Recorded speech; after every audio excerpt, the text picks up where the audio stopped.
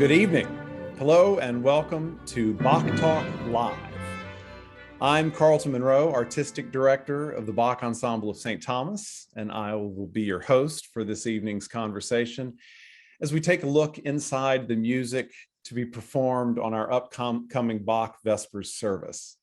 I want to welcome all of you who are joining us live this evening.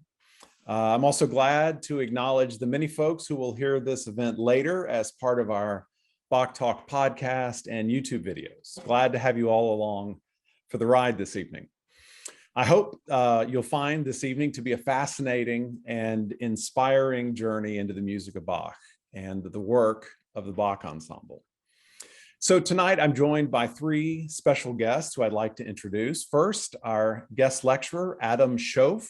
Adam, welcome. Good to have you. Thank you, Carlton.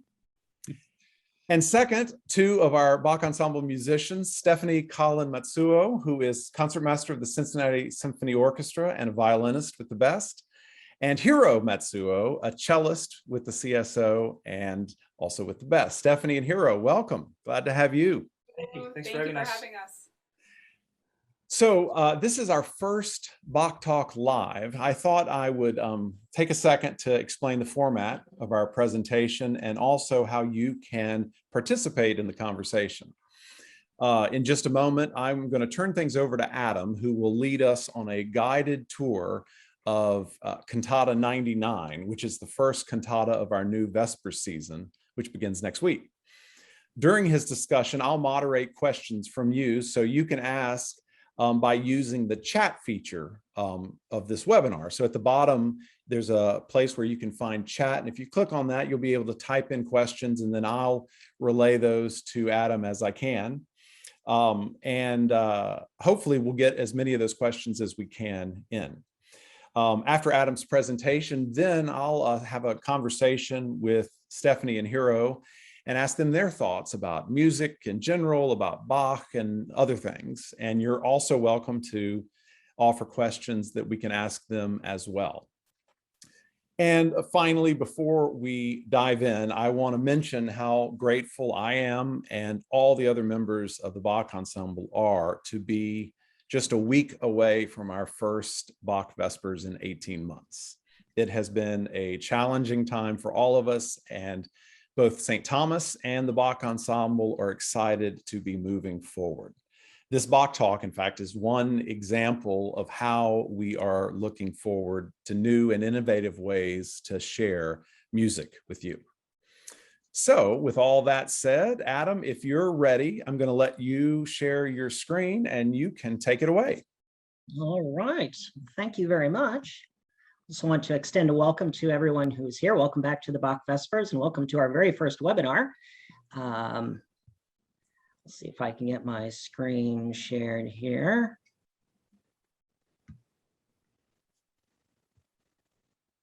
Bum, bum, bum, bum.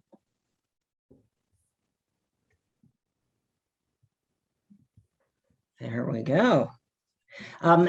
Yeah, once again, welcome to the new webinar. I've really been looking forward to this webinar. I think one of the challenges of doing the talk right before the service was always trying to get in everything I wanted to say about each cantata and give all the listeners a couple of minutes to get across the hall to get into the sanctuary. So I'm looking forward to this webinar format, just a little more relaxed time to kind of take discussion and questions and not have to rush through things.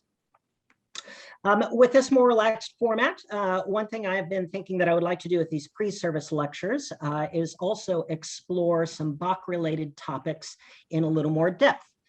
When I did the talks immediately before the service, I usually kept my remarks limited to the music that people were about to hear. With limited time and the service coming up in a couple of minutes, I always assumed that that's probably what people wanted. They wanted to find out, tell me what I'm supposed to listen for, and then they would go into the service. And the webinar format gives me a chance to kind of go behind the music just a little bit and touch on some of the Bach or cantata related topics that I always thought listeners might find interesting. So anyway, I did a little bit of brainstorming And these are just some of the topics that I thought I might touch on over the course of the year. Today, I'm going to give a brief overview of Bach's cantata activities in the city of Leipzig. And then my future tentative schedule includes some other topics, which I've listed here on the slide.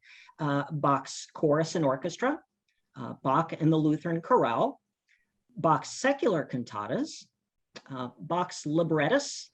Skipping over right now, December 5th, once I find out what Seven Hills Baroque is doing, I'll put in a topic there.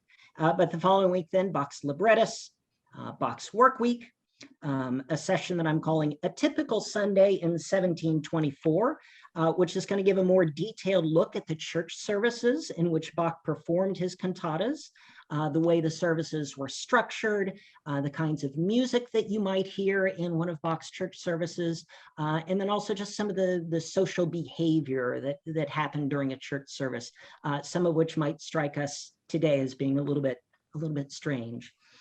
And then in the last week, just a little bit on the preservation of the cantatas and just the fact that we even have them to play.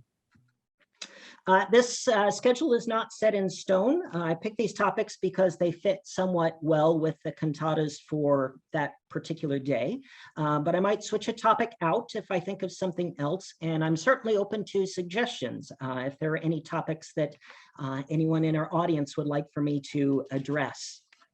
But I think that taking a few minutes from each lecture to talk about these topics will, one, deepen our appreciation for this remarkable repertoire, and then two, increase our awareness of its historical context.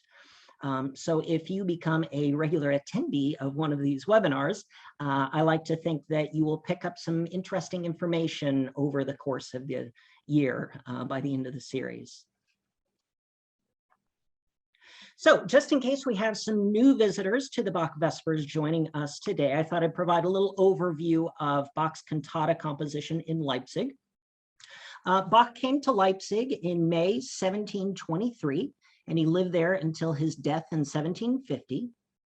He'd been hired by the city council as cantor and music director, meaning that he was the cantor or music teacher at the local St. Thomas school, and responsible for music at the 4 main city churches. These churches included Leipzig's 2 principal churches, the St. Thomas Church and the St. Nicholas Church, both of which still exist today. And then 2 smaller churches, the New Church and St. Peter's, both of which no longer exist. Here are a couple of pictures of the St. Thomas Church. It's kind of distinctive for its very steep roof, A-frame roof. And then there's a picture of the interior looking toward the back. It's been remodeled since Bach's day, but that back balcony is where Bach and his ensemble would have performed the cantatas in St. Thomas. And then there are a few pictures of the St. Nicholas Church, the Nikolaikirche, both the exterior and the interior as well. Being a city employee was a new form of employment for Bach. His previous employers had either been churches, for instance, he was an organist in Arnstadt, and he was church organist again in Mühlhausen, or he worked for aristocrats. He worked in courts. He was the organist and concertmaster at the Ducal Court of Weimar, and then he moved on to the town of Kärnten, where he was the court Kapellmeister or music director there. So when he comes to Leipzig for the first time, he is a city employee, a municipal employee. So while he is no longer at the mercy of a maybe capricious aristocrat when he's living in Leipzig, Bach's schedule definitely does become much more hectic. He had classes to teach in music and in Latin. He also provided private lessons for voice and instrumental students. He composed, rehearsed, and performed music for the Sunday services. And then he was also charged with fostering the musical culture in the city such that it would enhance the city's reputation. As I said, Bach was responsible for music in Leipzig's 4 main churches, Fortunately, though, he did not have to be in 4 places at once. He directed the music at St. Thomas and St. Nicholas, and then his assistants or his prefects handled the new church and St. Peter's. The city of Leipzig already had a schedule in place in which Bach, as Thomas cantor, and his leading choir would alternate between St. Thomas and St. Nicholas, which means that Bach's cantatas were premiered in either one church or the other. On special feast days, such as Christmas or Easter, Bach and his ensemble actually performed in both churches, with one service in the morning and then another service later in the afternoon, once again on an alternating basis. Just to give you an example of what that looks like, here's an example of how that schedule worked in 1734 and 1735. It's taken from a printed booklet that we still have, a printed booklet from the 1730s that showed the performance schedule for Bach's Christmas oratorio. And it also shows where the performances took place. So you can see that the Christmas day of 1734, Bach performed part 1 of his Christmas oratorio in the morning at St. Nicholas. That's what the inn stands for. And then they had to pack up their things. And then in the afternoon, they did part 1 again at the St. Thomas Church. And then the second day of Christmas, they did part 2, but now in the morning, they're at St. Thomas, in the afternoon, St. Nicholas. That might seem a little confusing, but that is how they did it. Sometimes I wonder how many times Bach maybe had to scold one of his musicians because they showed up late for a morning performance because they actually went to the wrong church. But maybe it happened. But knowing what we know then about Bach's crazy busy schedule, it seems even more remarkable that he would actually take time to write his own music, but that is exactly what he did. The Sunday service at St. Thomas and at St. Nicholas included time for Hauptmusik, or main music, that came after the gospel lesson during the service.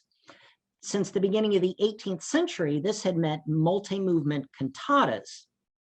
So when Bach first arrived in Leipzig, he could have pulled some cantatas out of the music library at St. Thomas, cantatas that had been composed by previous cantors or other composers, but Bach chose not to do that. He made a deliberate choice to provide all of the music himself, ensuring that it would be up to date and then meeting his high standards of quality.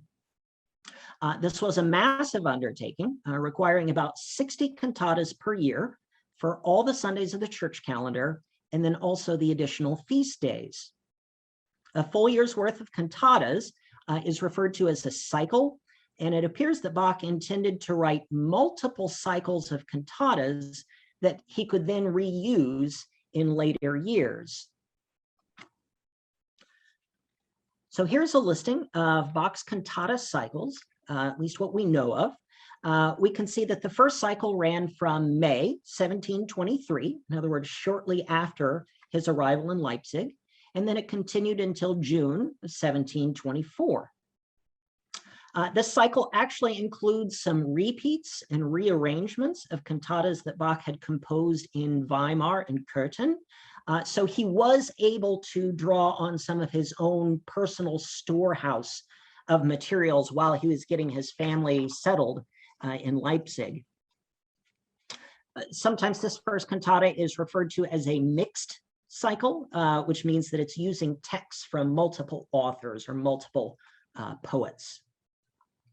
But then for Bach's second year, beginning in June 1724, he really gets ambitious because he decided that he would do an entire cycle on chorale melodies, which is something he didn't always do in the first cycle. Not all of the first cycle cantatas start with a chorale cantata movement. Another thing that he decided to do for the second cycle is that he also decided he would work with one poet for the entire cycle. We don't know exactly who this poet is, but we think it may have been a man named Andreas Stubel. Because the second cycle then is all based on chorale melodies, it's sometimes referred to as the chorale cantata cycle. And because Bach set this goal for himself to write an entire cycle based on chorale melodies, this year, the second year, is where he truly had to write a new cantata every week. Now, to be honest, there were a few weeks where he was out of town, and so he didn't actually write the cantata then, and he had to fill it in later. But for the most part, he was turning out a new cantata every week during the second year. But then after the second cycle, Bach slowed the pace of his cantata production, and we don't know exactly why. As you can see, the third cycle runs from 1725 to 1727, which means it took him 2 years to write a cantata for every Sunday of the church calendar. It took him 2 years to do it. It could be that maybe he was simply wanting to slow his pace. Maybe he was getting tired of writing cantatas. We do know during this time that for the first time since he arrived in Leipzig, he made room in the schedule for cantatas by another composer. In this case, it was his cousin, Johann Ludwig Bach, the Kapellmeister at the Ducal Court of Sachsen-Meiningen. Another reason that he might have slowed down might be that Bach was spending more time working on what was going to be his largest ever composition, which is the St. Matthew Passion, which premiered in the spring of 1727. So in any case, the third cycle is also what we call a mixed cycle. So he's drawing on texts from multiple authors. And then finally, we have the fourth cycle. But aside from a few remnants, it has been mostly lost. We have about 10 cantatas remaining from this cycle, assuming he wrote all 60, then it is, yeah, just a small part of the total.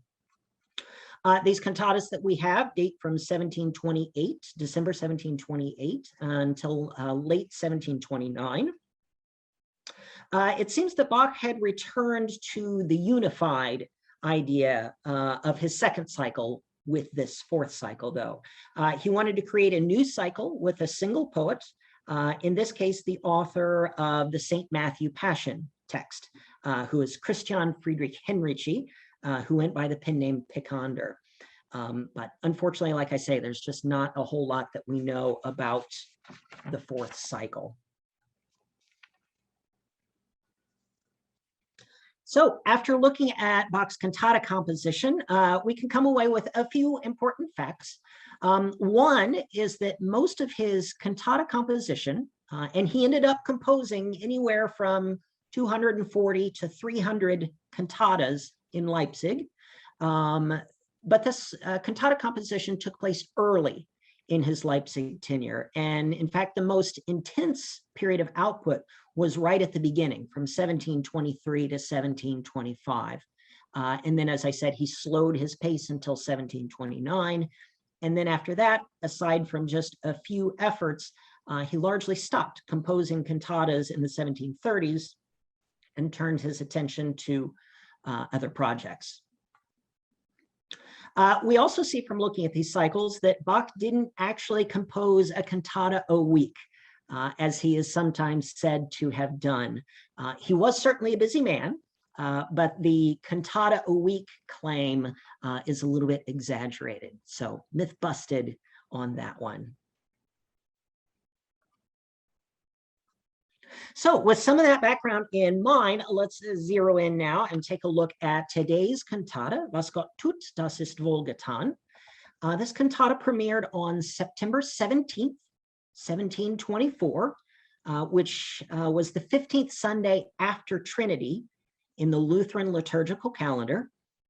This makes it part of Bach's second yearly cycle of cantatas, or the chorale cantata cycle.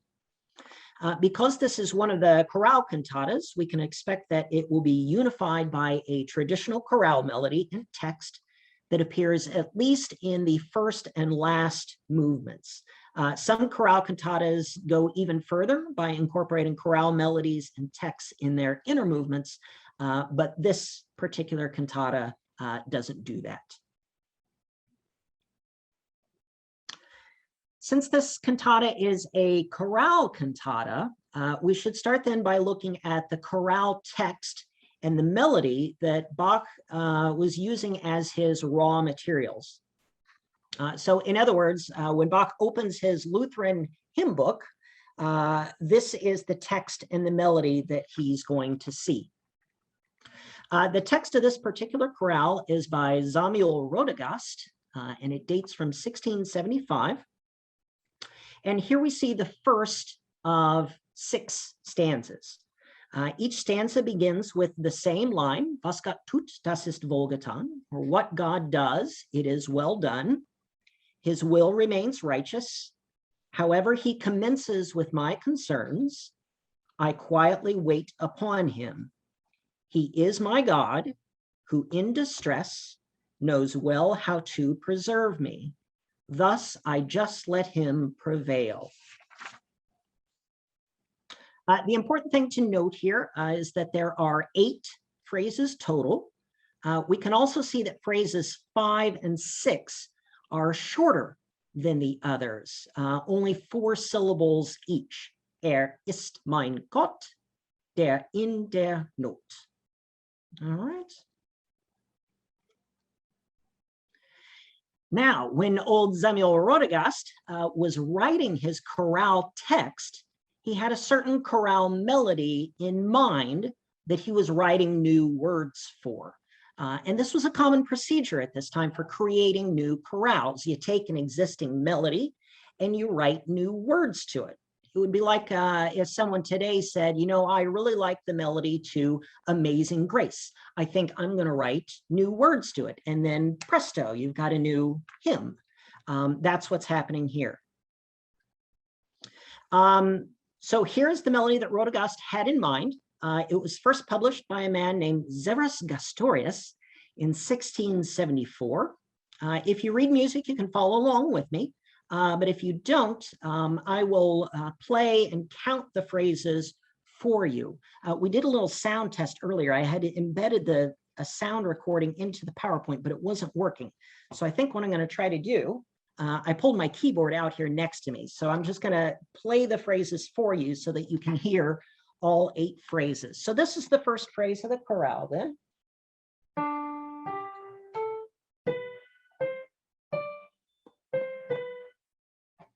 Phrase 2.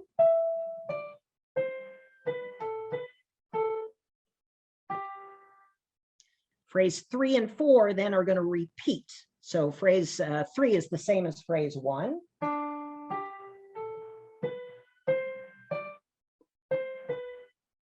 And then phrase 4.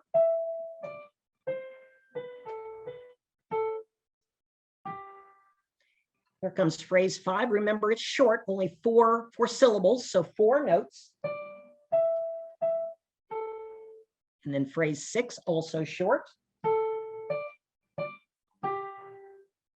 Then we get phrase 7.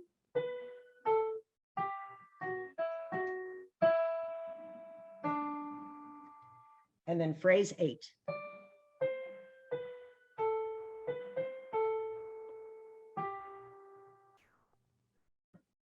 Okay, so that is the melody and the text that Bach was starting with when he sat down to write his cantata.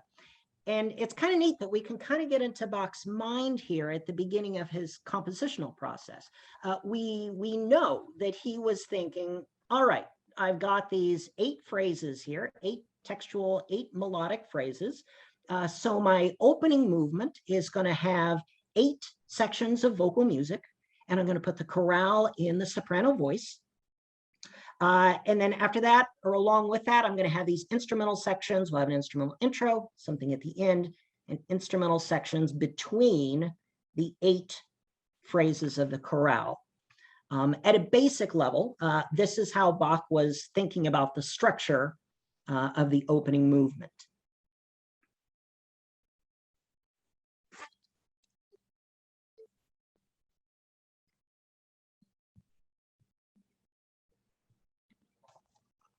Okay. We'll listen to a bit of the opening movement in just a second, but first I want to say a few words about the instrumental opening.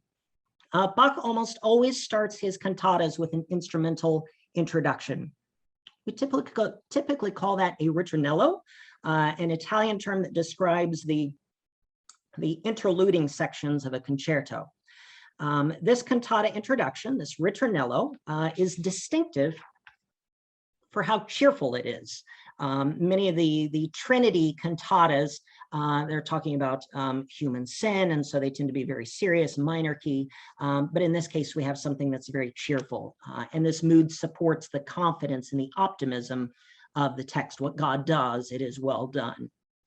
I also think it's a great choice for kicking off our Bach Vespers series and returning together again. It makes for a nice upbeat cantata.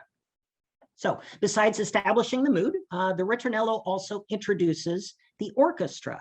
So you'll hear the strings and the bass group at the beginning, but then later this group will alternate with a smaller instrumental group made up of the flute, oboe, and first violin. This exchange among instrumental groups is another trait that Bach took from the concerto. If you're familiar with Bach's Brandenburg concertos, you're going to recognize this instrumental exchange or this kind of dialogue among instrumental groups. Okay, so with that set up, we'll listen now to the beginning of the first movement, and I'm going to direct your hearing. I've given you a guided listening here on the slide. Direct your hearing to first the cheerful mood that's established by the ritornello. Listen for the back and forth between the instrumental groups. We'll hear strings first, but then it's going to pass off to a smaller group. And then finally, the entrance of the voices with the chorale melody in the soprano. So things are going to happen in that order, and we'll try to listen through the first couple of chorale phrases. Now, I'd had the audio embedded into the PowerPoint, but I think it's not going to work. So what I'm going to do is switch over to YouTube. I have a backup plan, and I'll see if I can get that playing right away. So I'm going to stop my share here. Or maybe I will see if I can just exit.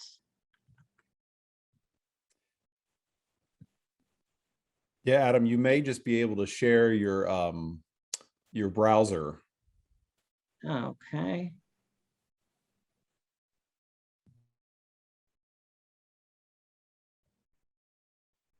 I'm going to try to share again. Thank you for your patience.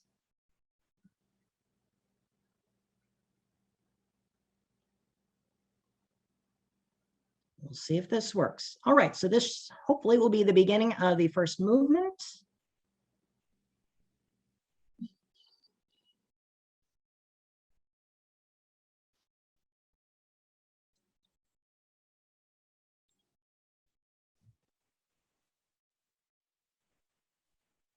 Adam, I don't think we're getting the audio. Do you not hear it? Okay. No, I'm sorry.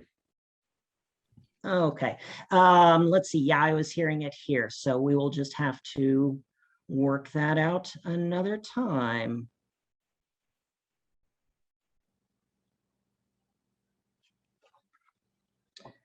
Okay. Yeah, we will solve the technical glitches for next time then. All right. After the opening movement then, hang on. I think now my PowerPoint is going to try to play. Carlton, do you hear this one? No, I mean, not I'm not really. hearing it either. No. Okay. Sorry about that. We'll have to take care of okay. that for our next get together. Yeah. Okay, so after the opening movement, which is almost always the weightiest of the cantatas, there generally follows a series of recitatives and arias. There's no set number of these. It's generally 6 to 7 movements, but it could be more. And there's also no set order. It does not have to go recitative, aria. Sometimes maybe there's an extra chorale thrown in. Sometimes the aria comes before the recitative. These numbers tend to be for solo voices, although we do find some ensemble pieces, such as the duet for soprano and alto. That's the 5th movement of this cantata. The recitative and aria are forms of vocal music inherited from opera. So Bach is not only borrowing from the concerto, he's bringing in things from opera. Bach himself did not bring these forms into the cantata. They had come into sacred music by the late 17th century. Adam, I'm going to jump in real quick. We're still sharing your YouTube screen. Can you take us back to your PowerPoint? Okay, sorry. Let me get out of that.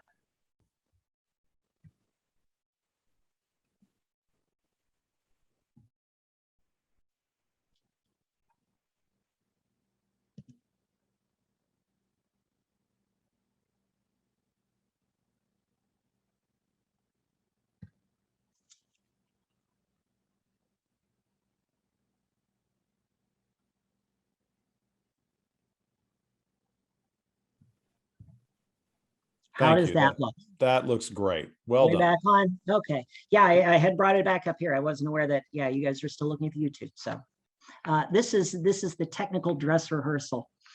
All right, let's see. So where was I? Okay, so yes, after the opening movement, we have in this cantata 6 movements to follow, recitatives and arias. Just in case we have some people who are new to these lectures, if recitative and aria are kind of new terms, just thought I'd put up some quick definitions here. So a recitative is a reciting style of singing, vocal delivery, and it's meant to approximate the rhythm and contour of everyday speech. However, because the performer uses a singing delivery, and because the instruments are providing a harmonic accompaniment, the recitative becomes a kind of heightened speech. And great Baroque composers, including Bach, wrote recitatives that very effectively dramatize their texts. You have to remember that these cantatas are, in effect, musical sermons, and the recitatives represent a kind of heightened, impassioned exhortation to the listener.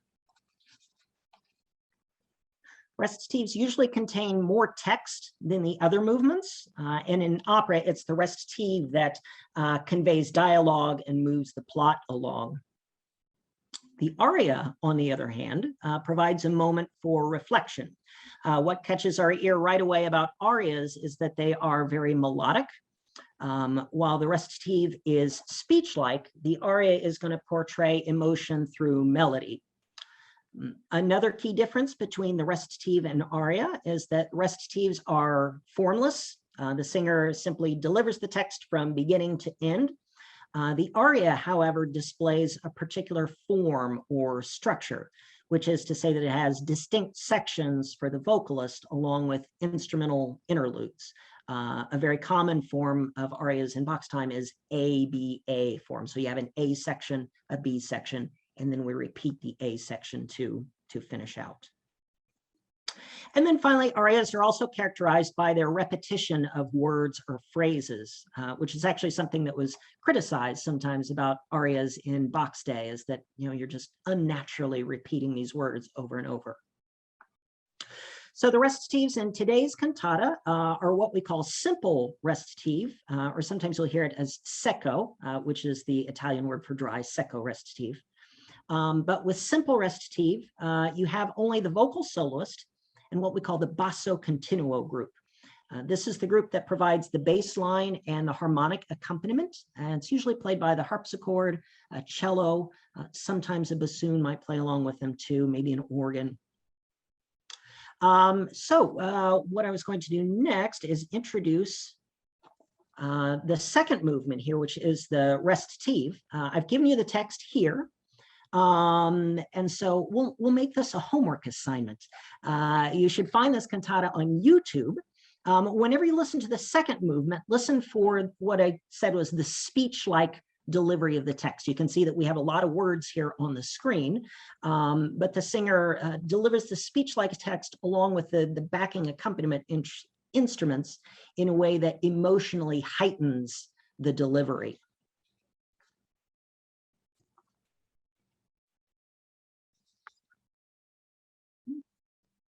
Once again, my PowerPoint is attempting to play it.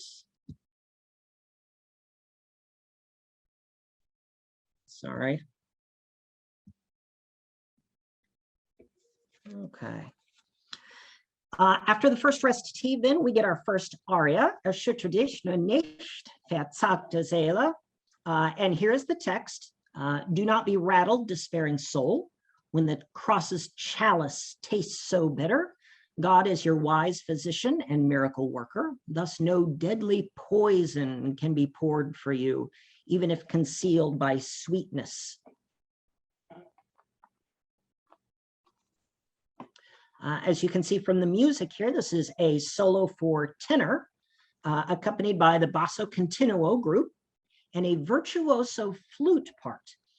It seems that Bach had a very capable flute player at his disposal from late July through late November of 1724. And remember, this cantata was premiered on September 17th, 1724. So it falls right in the middle of that time period. Because during this 4-month span, Bach suddenly starts writing these cantatas that featured some rather challenging flute parts. It's been suggested that this flautist may have been a law student at Leipzig University named Friedrich Gottlieb Wild, but we don't know for sure. We don't know where he came from or where he went. But for 4 months, we have these cantatas with really great flute parts. So I want to point out 2 features about the flute melody, and I think they're both inspired by the first line of the text, do not be rattled, despairing soul. The first is the short chromatic scale that we see in measure 3. Da, da, da, da, da. Later in the movement, Bach is going to sound this chromatic scale with the word verzagte, or despairing. Da, da, da, da, da. And in doing so, he's drawing on a common musical symbol for him and for other composers of his day. Emotions such as despair were often depicted with chromatic notes outside of the home key. And here in this aria, the soul is despairing and off kilter. And Bach shows that with music that sort of slides harmonically off kilter. So when you listen to this movement, you'll hear the chromatic scale kind of working its way down, da da da da da, and then also up, da da da da da, as the tenor sings about the bitter taste of the cross's chalice, the Kreuzes Kelch. And those chromatic slides always add this kind of dizzying, disorienting effect. Bach then uses this chromatic slide later in the movement again, when the text is talking about the deadly poison being poured for the believer. And here on that word einschenken, to pour in, that chromatic slide conjures this sort of vivid image of this liquid poison being poured out. So that's the first feature, the chromatic slide. The second feature that captures my attention is the very fast turning figure in the flute that starts in measure 5 and goes to measure 10. That this may be a bit of a stretch, but I kind of wonder if this turning figure is meant to symbolize the rattling or the shaking, the trepidation of the soul. And the reason I think this may be is because there's a similar repetitive figure in a scene of the St. John Passion, which was premiered earlier in the year in 1724. And the scene in St. John Passion that I'm thinking of, it's the scene where the onlookers are rolling dice to see who's going to get the crucified Jesus robe. And the bass line of that chorus has a very rapid, repetitive figure, that kind of symbolizes the rattling of the dice, the shaking of the dice. Okay, so at this point, I was going to play an excerpt from number 3, but we will skip that for now. I have a feeling it's going to want to try to play on my end. So I'll skip that. And we'll go right on.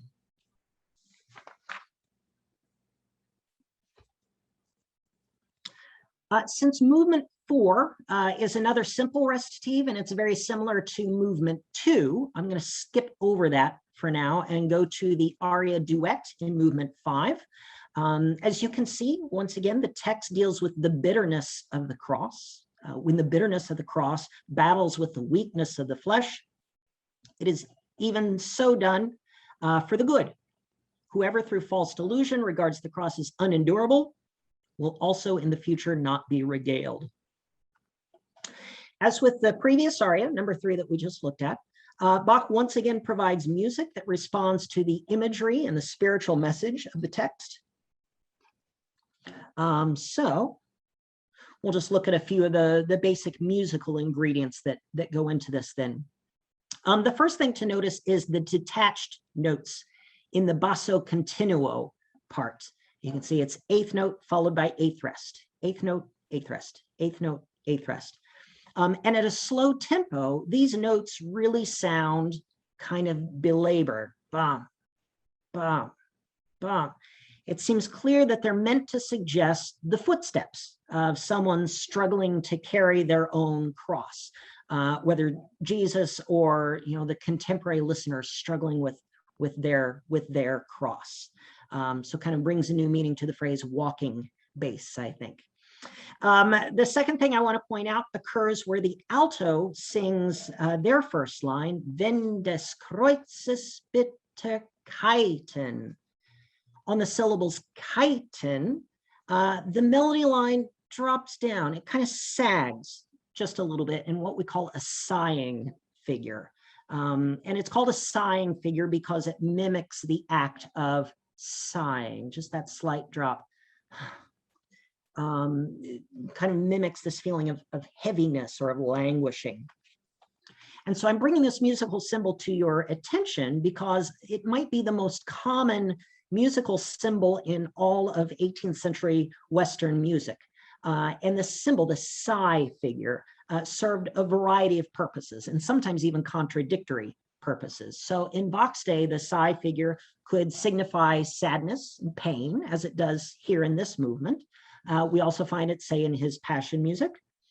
But then the sigh figure could also signify the yearning sighs of a love aria. And so we also find these sigh figures in music that presents a love duet. And Bach uses it this way as well, say in movements that are meant to be kind of a love duet between Christ and the soul. You'll find a lot of these same kind of sighing figures. All right. So to me, those are some of the salient features of this duet, then the walking bass line, and then just all the sigh figures that really pervade the movement. So as you go to listen to this movement, listen for those things as well. And let me skip ahead. It's trying to play it. Pause that. All right. The final movement of most Bach cantatas then is a simple 4-part setting of the original chorale melody. After all the elaboration of the previous movements, here Bach gets us back to basics. He returns to Samuel Rodegas' original chorale text. Now he takes the 6th verse of Rodegas' text, and he sets that with the original chorale melody.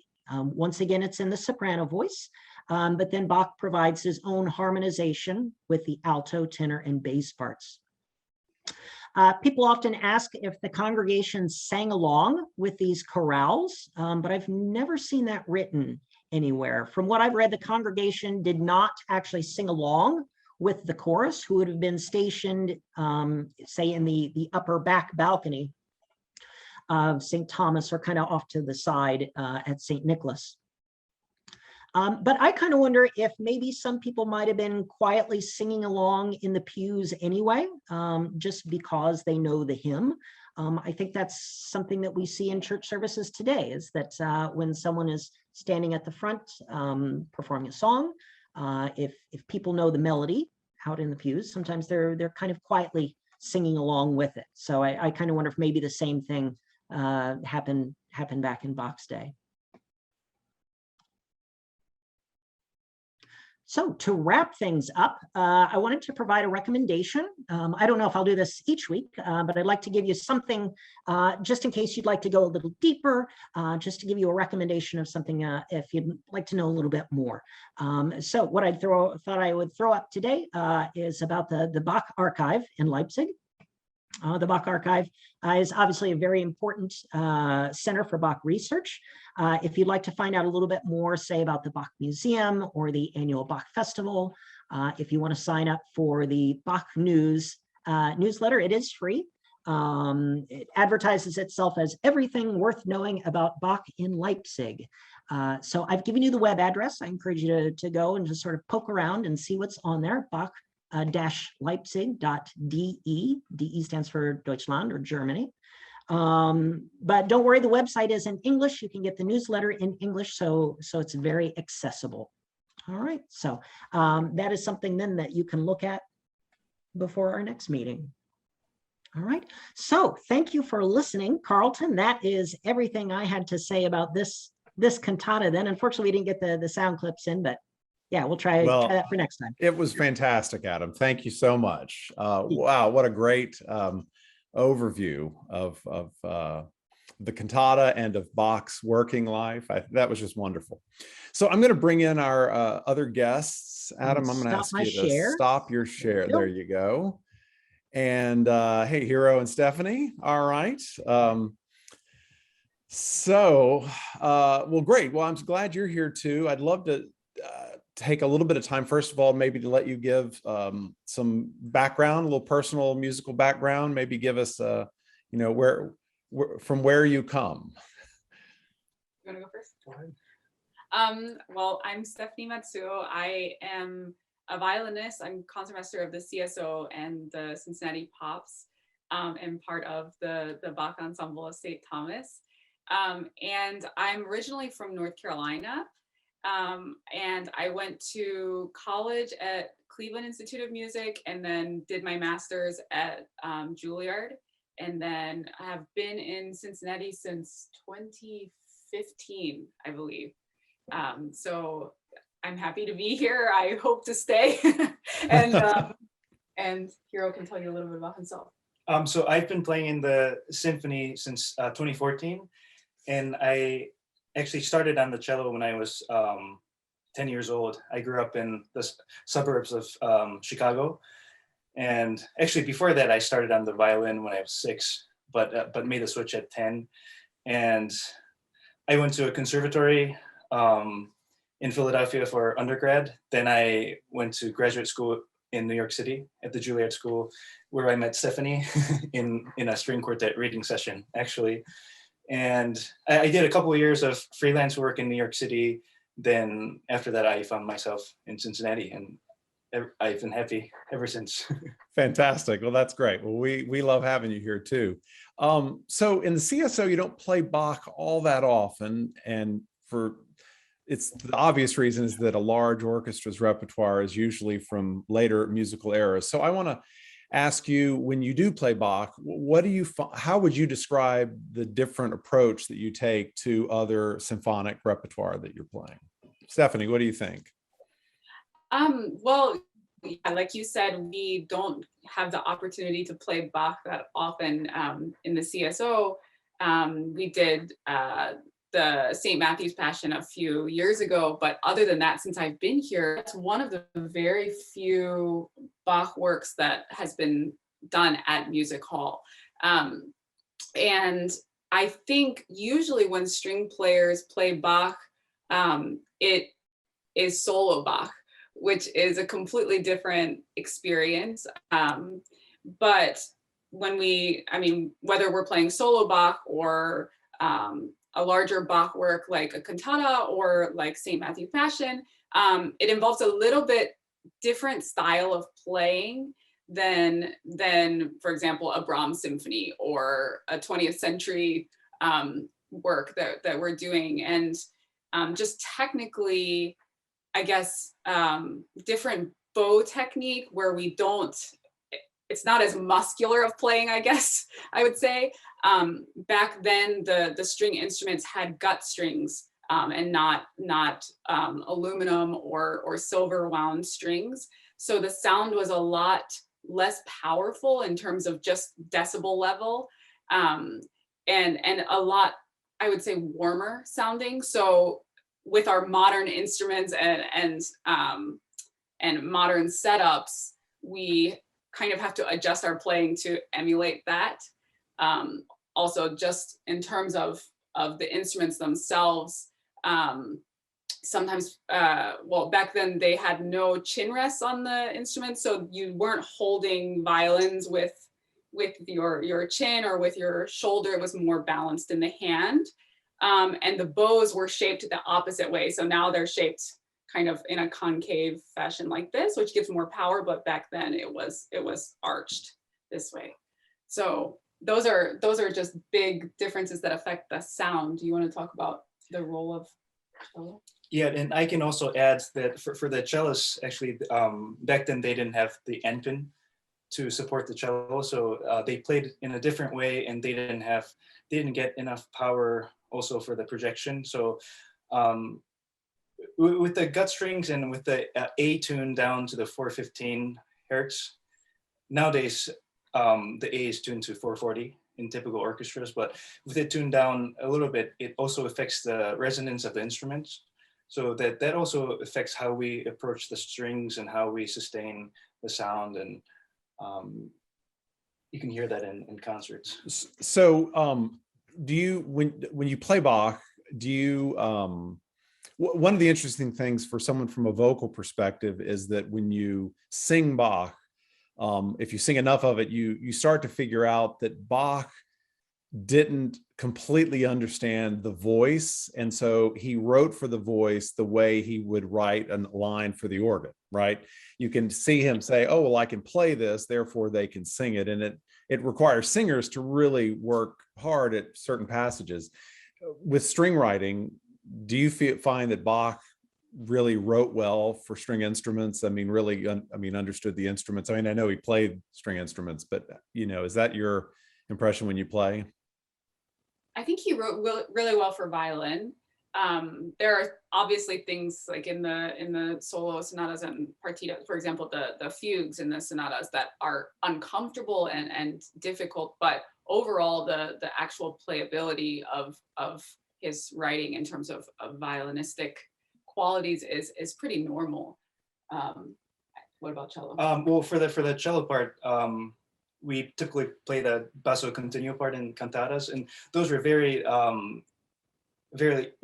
elementary writing, so it comes up pretty easily for us. But if you look at a composition like the Bach suites, he wrote 6 suites for the cello, and each one progressively gets difficult in terms of key and virtuosity. And actually later in the 5th suite, he introduces the scordatura, which you have to tune down the A string a whole step. And also in the last suite, he introduces another string, the 5th string, which you have to use to play that suite. So the difficulty varies, I think, in all his writing. Yeah. So last question I wanted to ask you was, you've played the Bach Vespers at St. Thomas several times. What are your impressions of that experience as a musician coming from outside? What has that been like for you? I mean, I thoroughly enjoy every time that we participate in the Vespers. I think that Bach's cantatas are just a beautiful combination of text and of music, and I think that you really, the music helps you to understand the text even more, and I feel that I mean, just like people say, you don't have to share the same language to understand a musical setting of something.